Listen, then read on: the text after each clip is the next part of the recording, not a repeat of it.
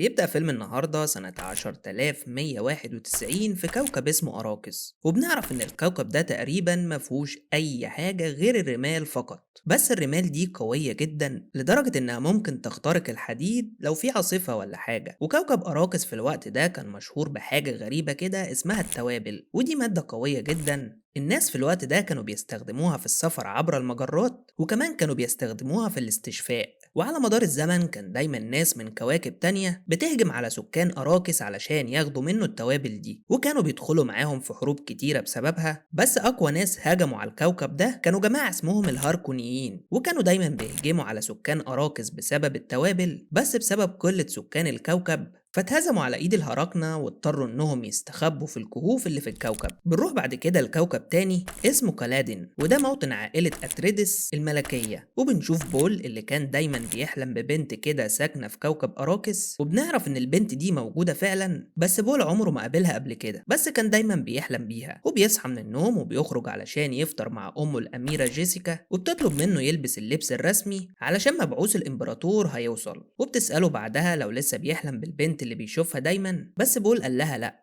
بعدها بيقعد بول لوحده وبيبدأ يسمع ويقرأ عن الحاجات اللي موجودة في كوكب أراكس، اللي كانت تتمثل في ارتفاع درجات الحرارة والعواصف الرملية اللي بتخترق الحديد، وكمان وجود ديدان رملية عملاقة جدا وكانوا بيسموها شاي هولود. بس السكان الأصليين للكوكب بس هم اللي قدروا يتكيفوا مع الحاجات الغريبة دي، وكان بيطلق عليهم اسم الفريمن، اللي كانوا مميزين بلون عينيهم الأزرق بسبب التوابل اللي كانت بتبقى موجودة بكميات كبيرة في الجو. بس كان معروف عنهم إنهم أقوياء جدا ومحدش يثق فيهم، وده بسبب الهجمات المستمرة اللي كانت بتحصل على الكوكب علشان ياخدوا منه التوابل. بعد شوية بيوصل مبعوث الإمبراطور، وكان معاه مجموعة من أعضاء المحكمة الإمبراطورية، وبيفتح رسالة الإمبراطور اللي كانت عبارة عن أمر للملك ليتو إن هو وعيلته يتجهوا لكوكب أراكس علشان يتولى الحكم هناك. وبيسأل الملك لو موافق ولا لأ، بس الملك اضطر إنه يوافق لأنه ما كانش حد يجرؤ يعصى أوامر الإمبراطور ملك جميع الكواكب. وبيروح بعدها يوقع على عقد الحكم بتاع الكوكب.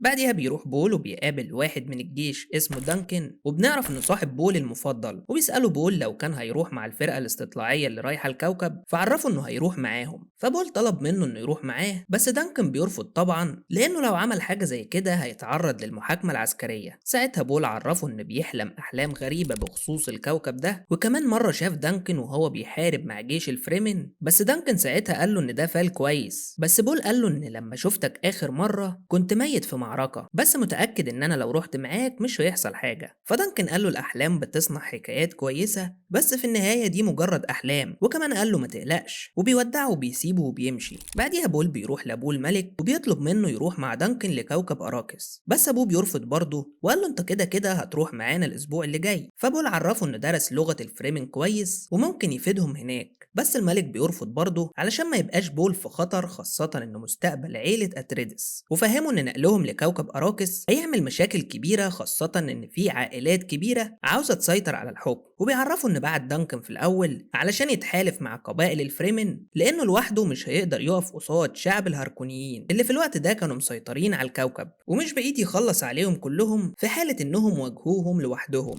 وبعد شوية بيروح بول يتدرب على القتال في مكان التدريب، وبيجيله المدرب وبيبدأ يدربه على أقوى أساليب القتال، وبيفهمه إن الهاركونيين مش ناس عادية ولازم يبقى مستعد للحرب معاهم في أي وقت أول ما يوصلوا للكوكب. بعديها بنروح لكوكب جدي وبنشوف فلاديمير هراكن، وده يبقى قائد الهاركونيين. وبنشوف كمان رابن، وده يبقى ابن أخو هراكن ودراعه اليمين في نفس الوقت. وبيبلغ الزعيم إن آخر سفينة على كوكب أراكس غادرت الكوكب، بس رابن كان متضايق ساعتها لأنهم سابوا الكوكب بسهولة. بس عمه فهمه إن الإمبراطور راجل غيور جدا ولازم ننفذ الأوامر دلوقتي. بعديها بنشوف جيسيكا وهي بتصحي بول من النوم وطلبت منه يلبس هدومه ويروح معاها. ولما بيروح بيلاقي دكتور يويا وكان عاوز يفحص العناصر الحيوية بتاعته، وبتقوله لما تخلص هتروح تقابل الأم الموقرة هيلين موهيام، ودي تبقى العرافة الخاصة بالإمبراطور، وكانت عاوزة تشوفه بخصوص الأحلام اللي بتجيله دايما. ولما الدكتور بيبدأ يفحصه بيكلمه بصوت واطي وبيحذره وقال له خد بالك، وقال للأم إنه كويس ومفهوش حاجة. بعديها بيدخل مع أمه للعرافة هيلين، والأم أمرته إنه ينفذ أي حاجة تطلبها منه، وبتسيبه وبتخرج. وبتتحكم العرافة فيه وبتجيبه قدامها وبتطلب منه يحط إيده في الصندوق. وحطت إبرة سامة على رقبته وقالت له إن في الصندوق ده ألم شديد، بس لو خرجت إيدك هتموت. ساعتها بيبدأ بول يحس ويشوف حاجات غريبة، بس كان بيقاوم بكل قوته علشان ما يخرجش إيده. وبعد ما خلص العرافة قالت له أتمنى إنك تعيش، وبتمشي مع جيسيكا. ولما بيخرجوا قالت لها أنت دربتيه على طريقة النهج وخالفتي القواعد، وكمان زعقت لها علشان خلفت ولد، وقالت لها أنت محظوظة إنه ما ماتش في الأوضة من شوية، وبتسيبها وبتمشي. بس بتتفاجئ إن بول كان واقف وراها وسامع كل اللي بيتقال، وبررت له اللي عملته ده علشان يبقى شخص قوي ويقدر يخترق الزمان والمكان والمستقبل والماضي. وبعد فترة بتتحرك السفينة لكوكب أراكس، وبيوصل الملك وبول وأمه الأميرة جيسيكا، وهناك بيقابلوا سوفير مساعد الملك وصديقه عمره، وطمنوا إن كل حاجة اتأمنت بشكل كامل ما عدا كام منطقة كده شغالين عليها. وبيبدأوا يتحركوا وبيلاحظوا إن سكان الكوكب بدأوا يهتفوا كلهم وبيرحبوا بيهم، بس سوفير فهمهم إنهم مغصوبين إنهم يعملوا كده، بس في الأساس مش مرحبين بوجودهم نهائي، وده علشان عيلة بول عيلة غريبة على الكوكب بتاعهم. وبيبدأوا يتحركوا علشان يروحوا للمكان المخصص للحماية من أشعة الشمس والديدان العملاقة. ولما بيوصلوا بيبدأ الملك يشوف كل الأماكن اللي في المدينة، وأمر بتأمين شوية أماكن منهم علشان محدش يهجم عليهم، بس بيبلغوا واحد من الحراس ساعتها إنه لازم يدخل دلوقتي علشان أشعة الشمس ممكن تموتهم. أما الليدي جيسيكا كانت بتختار خادمة للمنزل بتاعها، وبتختار واحدة من المجموعة اللي قدامها وبتسألها عن اسمها. قالت لها إن اسمها شادوت ميبس، فأمرت الباقي إنه يمشي، بس كانت عارفة إن الست دي من الفريمن، وقالت لها إنها عارفة إنها شايلة سلاح معاها وبتستعد الحارسة اللي وراها، بس الليدي بتوقفها. ساعتها الست دي عرفتها إن السلاح اللي معاها هدية، وده في حالة إنك الشخص المختار، وخرجت لها من معاها سلاح اسمه نصل كريس وبتسلمه لجيسيكا، وقالت لها إنه ملكك دلوقتي. وبعديها بنشوف بول وهو قاعد في أوضته اللي كان فيها منحوتة لدودة مقدسة طولها أكتر من 400 متر، وكانت موجودة في الصحراء وبتدمر أي حاجة تيجي قدامها. وبعديها بيتفاجئ بول بحشرة بتخترق الحيطة وكانت عاوزة تقتله، بس بيقدر بول إنه يدمرها في آخر لحظة قبل ما تعمل له أي حاجة. ساعتها الدنيا اتقلبت في المكان، والملك كان متضايق جدا وأمر بتفتيش المكان بالكامل علشان يوصل للي عمل كده. وبعد فترة قليلة بيوصلوا لواحد من الهاركونيين كان مستخبي في المكان ده من 6 أسابيع، وده اللي كان مسؤول عن تشغيل الصياد الباحث اللي هي الحشرة اللي بول دمرها، وكان بيحركها وبيتحكم فيها من خلال أنابيب المية اللي موجودة في الجدار. والملك بيأمر سوفير بعدها إنه يشوف شغله أكتر من كده ويأمن المكان أكتر من الأول. بعدها بنشوف العرافة وهي مع زعيم الهاركونيين اللي فهمته إن الدوق ليدو أتريدس ما يخصهمش، بس مراته وابنه يخصوهم، وقالت له كمان محدش يحاول يأذيهم بأي طريقة. ساعتها هاراكين قال لها إنهم مش هيحاولوا يخترقوا قدسيات عيلتهم أبدا، وطمنها إن هو مش هيأذيهم. بس لما مشت والمساعد بتاعه سأله هيعمل إيه، عرفه إن هو مش هيأذيهم، بس رمال الصحراء بتاكل الضعيف، وقرر إنه يرميهم في الصحراء. بعدها بيتجمع القائد مع سوفير وبيعرفوا إن الهاركونيين كل سنة بياخدوا أكتر من 10 مليار سولاري لكوكبهم، وبياخدهم لبره وبيوريهم الصوامع اللي المفروض يملوها كل 25 يوم تقريبا من التوابل، ودي اللي هيتم تجميعها من الصحراء علشان تتوزع على باقي الكواكب.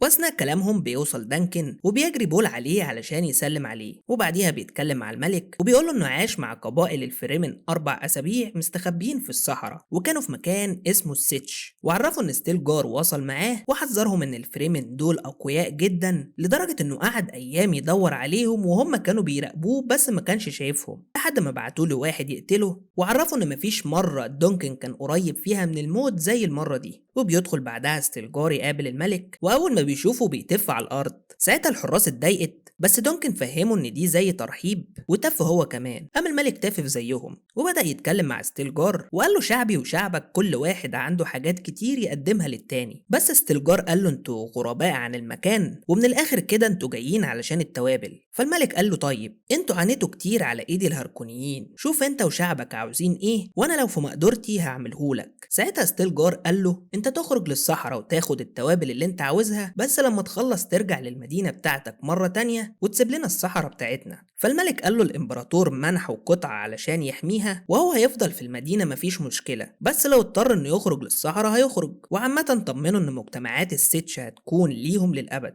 فبيوافق ستيلجار وبيبص لبول وبيقول له انا عارف انت مين بلغة الفريمن، وبيخرج من من المكان. وبما إن الملك كان جايله تكليف في الأساس بجمع التوابل وتوزيعها على باقي الكواكب، فأمر بحضور عالمة البيئة الدكتورة لييت كاينز، وبيشكرها الملك على البدلات الواقية اللي هي صممته لهم. بس لما جت تقرب منه علشان تشيك على البدل، مساعد الملك والحراس ثبتوها، بس اعتذر لها الملك وأمر الحراس ترجع لمكانها. وابتدت الدكتورة تظبط البدل بتاعتهم، وبنعرف إنها من الفريمن من كوكب أراكس، بس في الحقيقة هي شغالة مع المنقبين عن التوابل، علشان كده هي مش محبوبة قوي من سكان الكوكب. وصممت البدل اللي لابسينها دي علشان تحميهم من حرارة أشعة الشمس، وكمان علشان تعيد تدوير العرق بتاعهم وتحولوا المية صالحة للشرب علشان ما يعطشوش في الصحراء. وبيركبوا الطيارة وبيبدأوا يتحركوا لحد ما بيوصلوا لآلة التنقيب عن التوابل. بس أول ما بيوصلوا بيتفاجئوا بدودة عملاقة جدا من اللي موجودين تحت الرمال، فعلى طول بتيجي مركبة ضخمة بتاخد الآلة دي والمفروض ترجعها للمدينة مرة تانية. بس المشكلة إن المركبة دي بتتعطل، والملك بيسأل عن عدد العمال اللي في الآلة، فعرف إنهم 21 عامل. فعلى طول بيروح الملك بالطيارة بتاعته علشان ينقذ العمال، لأن الدودة لو وصلت لعندهم أكيد هتاكلهم. وبينزل بول يساعدهم في إنقاذ العمال، بس المشكلة إنه بيخبط في وشه شوية من رمال الصحراء اللي كانت محملة بالتوابل. وساعتها هو ما كانش لابس القناع في الوقت ده، وبيقعد بول في الأرض وما كانش قادر يتحرك نهائي. بس أول ما بيحسوا إنه مش معاهم، بيخرج مساعد الملك وبيدور عليه لحد ما بيلاقيه، وبياخده وبيجروا بأقصى سرعتهم علشان يقدروا يوصلوا للطيارة مرة تانية. وساعتها شافوا الدودة وهي بتبلع الآلة الضخمة من غير أي مشاكل. وأول ما بيرجعوا مرة تانية بيتعصب الملك جدا وبيزعق لبول لأنه عرض حياته للخطر، وكمان بيزعق لكاينز بسبب المشكلة اللي حصلت في المركبة اللي بتنقل آلة التنقيب. بس كاينز ساعتها قالت له الأهم إنك تخلي بالك من عيلتك، لأن الصحراء قاتلة للمعدات والبشر. وبعد شوية بنشوف بول وهو قاعد مع أمه، وبيقول لها إن لما التوابل خبطت في وشه ما حسش بأي تعب ولا حاجة. اللي خلاه يثبت مكانه إنه شاف البنت اللي دايما بتيجي في أحلامه، بس المرة دي قتلته. وكمان شاف أمه بعد ما خلفت ولد تاني وكان فيه صفات الفريمن، فبتستغرب الأم من كلامه لأنها في الحقيقة كانت حامل فعلا، بس بما إنها شبه ساحرة فالكلام ده عدى عليها كتير وتقبلت الموضوع. وبتخرج جيسيكا وبتروح للملك في اوضته وبتقوله ان في سر لازم تقوله له. فالملك قال لها انه عارف كل حاجه من وقت ما ودت بول للعرافه ومش عاوز يسمع منها اي كلام، وطلب منها انها تحمي بول وتخلي بالها عليه بس على طريقه البيني. وفي نفس الوقت بيدخل الطبيب على بول في اوضته وبيديله برشام وبيقوله ان ده فيتامينات. وبعديها على طول الحراس اللي في المكان بيبداوا يقعوا واحد ورا التاني، وكان في حد بيقتلهم بس ما كانش ظاهر. واول ما الملك بيحس ان في حاجه غريبه بيخرج علشان يشوف فيه ايه، بس بيتفاجئ ان واحده من الخدم واقعه على الارض، واول ما بيشوفها بيتفاجئ انها مقتوله. وفي نفس الوقت بيتضرب عليه سهم مخدر بيشل حركته في ثواني ومش بيقدر يتحرك.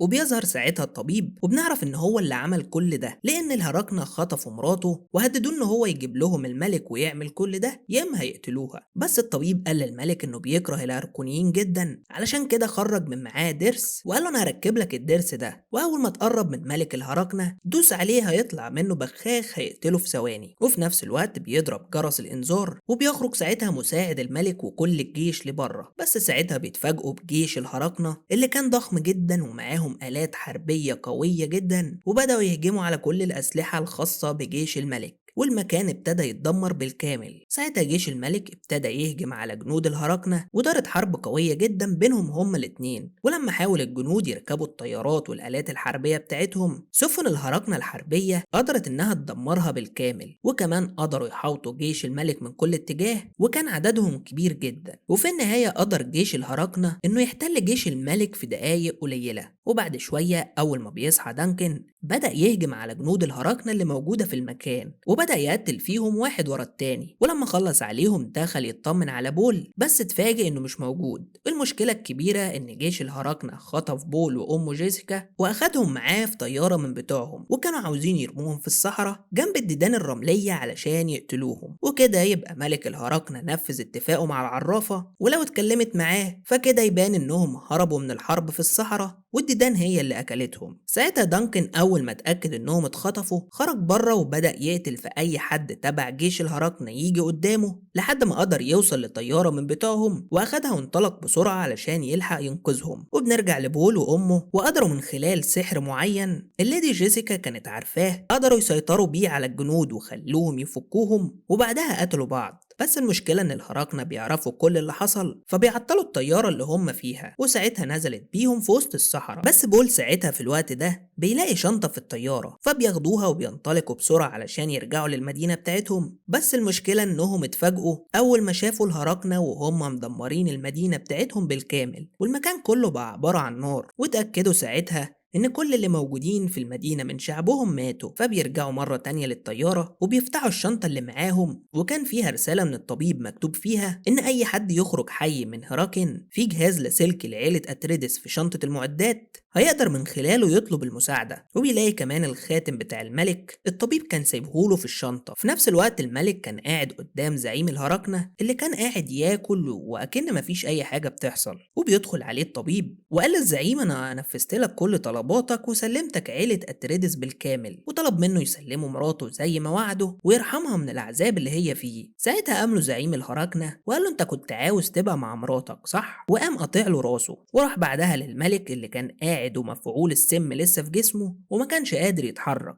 بس أول ما الزعيم قعد قدامه الملك بخ السم في وشه وقدر يموت الزعيم وكل اللي موجودين من الهراكنة، بس بيموت معاهم هو كمان. وفي نفس الوقت بيتفاجئ بول إن الخيمة اللي هم فيها مليانة بالتوابل، وبيبدأ يشوف نفس البنت اللي بيشوفها دايما، وبيشوف كمان حرب كبيرة جدا هتكون في الكون كله، وبيشوف نفسه وهو بيحارب معاهم وكان اكتسب قوة وصفات الفريمن. ودانكن بيوصل لكاينز وبيطلب منها تساعده في إنه يلاقي بول وأمه، وده لأنها أدرى منه بالصحراء. وكمان اكتشف إن الإمبراطور بعتهم هنا علشان يخلص على عيلة أتريدس بالكامل. وبعد شوية بيقدر دانكن إنه يوصل لبول وبيبلغهم إن الملك للأسف مات، ودلوقتي أصبح بول الحاكم مكانه، وأخدهم ومشى من المكان ووعدهم إنه هيحمي بول ومش هيسيب أي حاجة وحشة تحصل له. ودانكن بيرفض إنه يرجع بول للمدينة مرة تانية لأنه لو رجع هيبقى فيه خطر على حياتهم كلهم. فبتقرر كاينز إنها تساعدهم وأخدتهم على مكان زي المعبد كده بتعيش فيه هي وشوية من جماعة الفريمن. ساعتها بول اتكلم مع كاينز وطلب منها إنها تخلي شعب الفريمن يساعده في القضاء على الإمبراطور، وكده كده هو ما عندهوش ولاد وبناته لسه متجوزوش. بس كاينز بترفض وفهمته إن الإمبراطور لما بدأ يخاف من عيلة أتريدس بعتكم كلكم هنا علشان يخلص عليكم. بس بول وعدها إن لو جيش الفريمن ساعده هيخلي كوكب أراكس كوكب متقدم جدا وهيخلي المية فيه متوفرة بكميات كبيرة. بس أثناء كلامهم بيسمعوا صوت بره، فبيخرج دانكن يشوف إيه الحكاية وبيتفاجئ بمجموعة من جنود الإمبراطور قتلوا كل الحراس، فعلى طول بيقفل الباب علشان يعطلهم، وأمر بول واللي معاه إنهم يهربوا من المكان فورا. ودانكن بدأ يواجه جنود الإمبراطور بقوة كبيرة، بس للأسف عددهم كان كبير ودانكن ما قدرش عليهم كلهم لوحده، وقدر واحد منهم إنه يطعنه طعنة قوية جدا خلص عليه. بس بول في الوقت ده ما كانش عاوز يسيب دانكن ويهرب، بس الباب كان اتقفل خلاص، واضطر في النهاية إنه يهرب بسرعة هو واللي معاه. وكاينز في الوقت ده عطت لبول وأمه بدلتين علشان يحموهم، وأمرتهم يروحوا لقبائل الفريمن علشان يساعدوهم، وهي خرجت من باب سري وراحت تعمل حاجة علشان تعطل جنود الإمبراطور. بس بيحصلها جنود الإمبراطور وقدروا يغفلوها وضربوها من ظهرها خلصوا عليها. بس قبل ما تموت بتضرب على الأرض بإيديها، وبسبب الذبذبات اللي حصلت اتضح إنها كانت بتستدرج دودة الصحراء اللي بتوصل في ثواني وبتخلص على كل اللي موجودين. بعديها بنشوف بول وأمه وهم في الطيارة وكانوا بيتحركوا علشان يوصلوا لقبائل الفريمن ويتحدوا معاهم ويساعدوهم. بس أثناء طريقهم كان في عاصفة رملية كبيرة جدا ظهرت قدامهم، وبول ساعتها حاول يعدي العاصفة دي، بس العاصفة كانت قوية جدا وقدرت تدمر الطيارة بتاعتهم ووقعوا في الصحراء. وفي نفس الوقت بنعرف إن زعيم الهراكنة لسه عايش، وكان رابن ابن أخوه بيعالجه باستخدام التوابل، وبيأمره ساعتها إنه يبدأ يبيع احتياطي التوابل اللي موجود عندهم. وبنرجع لبول وأمه اللي كانوا لسه في أمان وما جرالهمش حاجة وكملوا طريقهم مشي. بس في طريقهم كان لازم يمشوا بطريقة معينة كده علشان دودة الصحراء ما تحسش بيهم، وكانوا بيمشوا ماشية زي الرياح علشان ما يعملوش اي ذبذبات في الارض والدودة تحس بيهم. بس المشكلة ان بعد شوية بيوصلوا المكان الرملة فيه مختلفة عن باقي الصحراء، واي خطوة فيه مهما كانت ضعيفة كانت بتعمل صوت عالي، وبسبب كده الدودة الرملية بتحس بيهم وبتبدأ تتحرك عليهم بسرعة كبيرة جدا، وهم انطلقوا بأقصى سرعتهم علشان ما تحصلهمش. بس طبعا الدودة كانت سريعة جدا وبتوصل لهم وكانت خلاص هتهجم عليهم. بس ساعتها بتقف فجأة وبيسمع بول صوت جهاز شغال وبيتضح إن الدودة وقفت بسبب الصوت ده علشان تروح له. وقبل ما يكملوا طريقهم بيتفاجئوا بجماعة من رجالة الفريمن وكانوا عاوزين يقتلوهم علشان ياخدوا المية اللي في جسمهم، وده علشان المية في الوقت ده كانت حاجة نادرة جدا. بس بول ساعتها بيشوف ستيلجار وبيقول له أنا اللي كنت مع الملك لما جيت تقابله، وستيلجار بيبلغ اللي معاه إن الولد ده المختار اللي حكى لهم عنه، وبول بيطلب منه إنه يساعدهم إنهم يوصلوا للكوكب بتاعهم وهم هيكافئوه مكافأة كبيرة جدا. بس ستيلجار قرر إنه يسيب بول عايش لأنه الولد المختار، بس أمه يستفادوا بالمية بتاعتهم، وقال للي معاه الولد يتعلم قوتنا، أما أمه فست كبيرة ومش هتعرف تتعلم حاجة. بس المفاجأة إنهم لما هجموا عليهم قدرت جيسيكا إنها تثبته بالسكينة اللي كانت معاها، وبول هجم على واحد تاني وقدروا يسيطروا عليهم كلهم بسهولة. في اللحظة دي ستيلجار قال إنه اتسرع في الحكم عليهم واعترف بقوتهم الكبيرة، وقرر إنه يسيبهم عايشين، وكمان أعطاهم الأمان من أي حد من الفريمن. وقبل ما يتحركوا بيتفاجئ بول أول ما بيشوف البنت اللي كان دايما بيشوفها في أحلامه وما كانش مصدق إنها موجودة في الحقيقة، وكمان شايفها قدامه. والبنت دي كان اسمها شاني وكانت من جماعة الفريمن. وقبل ما يتحركوا اتكلم واحد من جماعة الفريمن اسمه جوميس وقال لاستلجار إن الحكم للأقوى في إصدار القرارات،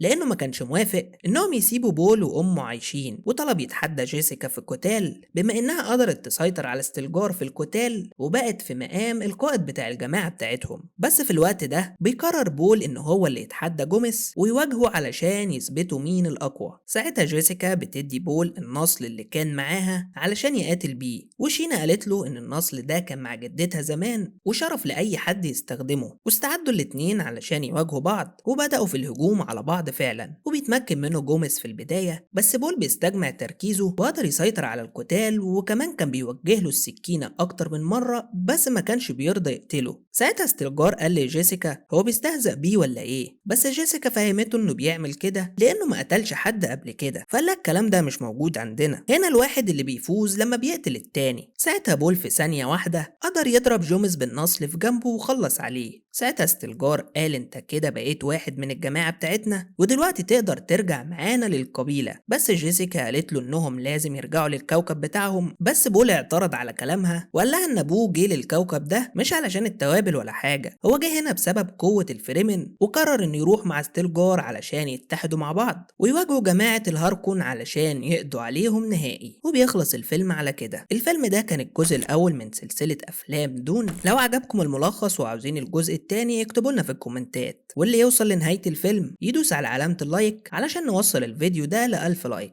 اشوفكم الفيلم الجاي، سلام.